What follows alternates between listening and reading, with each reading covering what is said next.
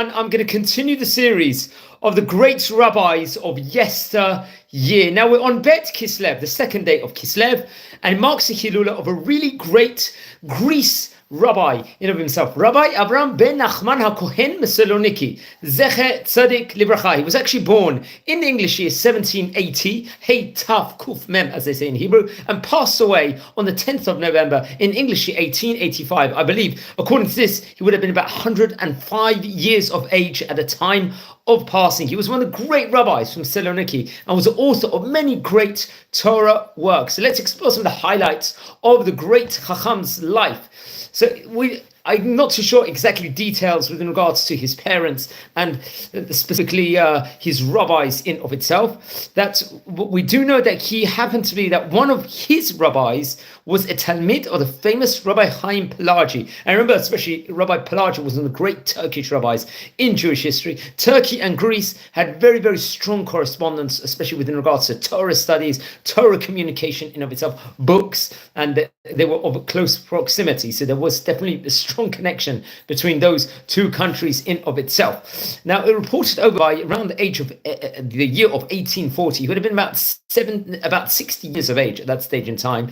I believe he founded in Greece, in Saloniki, a yeshiva called the Bet Avraham Chaim Yeshiva over there, which would have been a very prestigious yeshiva in of itself. I think it was established, it took many years, let's just say in of itself, to be established as a great place. It was held many years even after he passed away. So it was like a very, very famous Torah academy in Greece in of itself. I believe on Shabbat, especially, there were various different study groups that was held there, Chaborot, as they call it, Torah studies. They were studying Torah, Midrash Rabbah over there, Zohar, and many great different topics in of itself. And many people of the public, of the Greek Jewry at that point in time, would actually come and attend this great Bet Midrash in of itself. I believe he founded many different funds in of itself. I think there was a Bet Midrash he founded over there, and also various different kupot within regards to charity organizations, Gimulot Chasadim, to help the needy, the poor in these different vicinities throughout the places. He was and giving charity for many different peoples that needed it, many different organizations that needed it. And he would organize, raise a lot of money over there, and they would help people with regards to visiting the sick, and did really a lot of huge Gimulot Chassidim and charity work, tzedakah work in of itself. It was reported over. And there was, I believe, he wrote the Torah colossal work, which we're going to speak about before, the Beit Avraham Chaim. He also had these funds. And there was a special fund also, I think he established, that financed medical treatment, so people that needed medical care would actually have. So all encompassing, it wasn't just the Torah, let's say, worries he was trying to inject and boost over there in of itself. He was making sure that people have all communal needs, if people were suffering for different, all different scopes that could be possible. He had many great students, including the famous Rabbi Vidal Engel, who happened to be a very great rabbi. I think we've spoken about before on these different on this different great rabbi. I think afterwards he would actually go to Jerusalem himself, Rabbi Engel, and will become part of the famous Bet Din of Rabbi Yaakov Shaul Elishar, who happened to be, I believe, the chief rabbi, the Rishon LeZion, as they say, between the years 1893 and 1906. We've spoken about him many times before inside this series.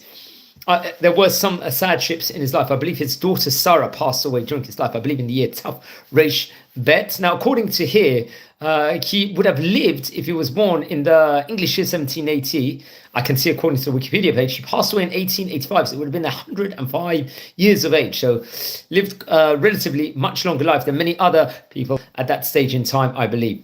And I believe he lost his eyesight. I'm not sure if it's partially or totally in his final years of his life. And much more can be related within regards to the great Chacham itself.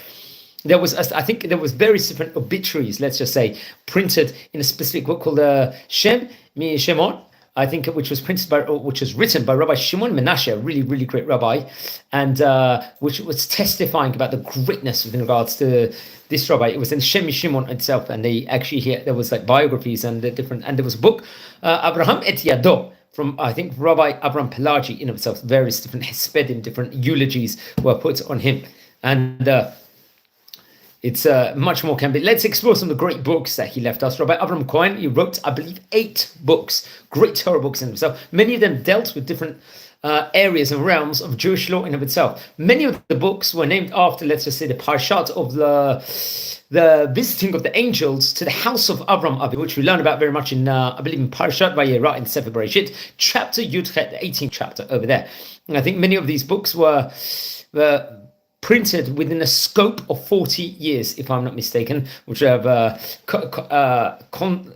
contained many, many years. It was the course of 40 years, but they started printing, I think, and they were very well planned, and there was a lot of references in all the different books in itself. I believe at a later stage, many of these great books will be come out through different publishing houses. The Mipa'al Torat Chochmei Steluniki will also print many of these great books, I think, with pictures in themselves. Let's explore some of the books, including the Beit Abraham L'Chaim, which we spoke about before, which was printed in the year Taf Reish Dalet, which included tefillot, prayers in of itself, bakashot, requests on various different, I'll say it in Hebrew, tefillot bakashot al hachayim v'ametim, which is a very great book in of itself. I believe this was, I think it was detailed planned with regards to various different important Torah topics. I think it was inspired, I think, by a book by Rabbi Chaim Pelagi, if I'm not mistaken. They called it Ateret Chaim. And the name Beit Avraham Chaim, I believe, alludes to this actual specific name of Rabbi Chaim Pelagi. I think the book in of itself had a reprinting at a later stage, if I'm not mistaken. I think in the year Tafshin Samach Zain, through the Mipa'al Torat Chochmei Steluniki, which we mentioned about before. This was a very, very great book in itself, and it had more of an extensive introduction of the author's history and various different added moral advices and instructions within regards to a collection of the author's book. Then there was another great Torah book he published called the Shut, a She'elot and Teshuvot book, questions and answer books, Me'at Mayim, in Taf Reish Lamed Zayin, that would have been, which was also once again, I think, either reprinted or printed from the Mipa'al Torat Chochmei Steluniki at a later stage. And I think it had connection to Chacham Ovadia Yosef, his teachings in himself. Then there was a shoot, the She'elot and Teshuvot, question and answers, Sherit, later, which was done also in the year Taf Reish Lamed Zayin, which would be later on once again reprinted, I believe, at a later stage. And the Harat Hamayim book in Taf Reish Lametet. This was a book, let's just say, in of itself, of Rabbi Avraham, which had the various different, let's just say, explorations with regards to halacha. I think it was done through the order of Aleph Bet in of itself, like in an encyclopedic form, which we have to point out. Also, another very, very great book. It was similar style, I believe, to another work which would have been out later on, called the Listei Chemed, if I'm not mistaken. And I think, that was a very, very great book in itself. I think then the Yokach Na, I believe that's how we pronounce it, Taf Reish Mem Aleph. This was on the Code of Jewish Law, Shulchan Aruch, on the Orach Chaim respectively. I believe at the end of the book called the Sa'adot Levachem, there was various different Chidushim, teachings on the Talmud, on the Gemara in of itself. Then there was another great Torah work in of itself called the Tachat Ha'etz, which was a book on various different explanations, drashot and perushim, on the Pesukei Halacha, on the laws of the Halacha. I believe, I'm not too sure, but I don't know if that was actually printed in of itself. I think it's mentioned in various different other books. And before it actually, I'm not too sure if it's still in manuscript form or if it was printed. Now, he was including among his various minhagim he himself did. I believe he incorporated in his daily Torah learning schedule, learning the Torah, Nevi'im and Ketuvim, the Tanakh as we call it, just as an added tidbit, which is pointed out over here. I believe he did not cut his hair on all the days of the Count of November, all the way from Pesach and Shavuot, I think following the custom of the famous Ari Zal. Now it's his Hiluleki on Bet Kislev. Don't forget to light candles in the great Rabbi's memory. Friends, we've already covered over here maybe about 25, 30 great rabbis from Greece in of itself in the Jewish history. We've covered more than 530 videos in this series of great Rabbanim. We're exploring and trying to learn about all the great Sephardi Oriental Rabbanim in this series. We're a community here.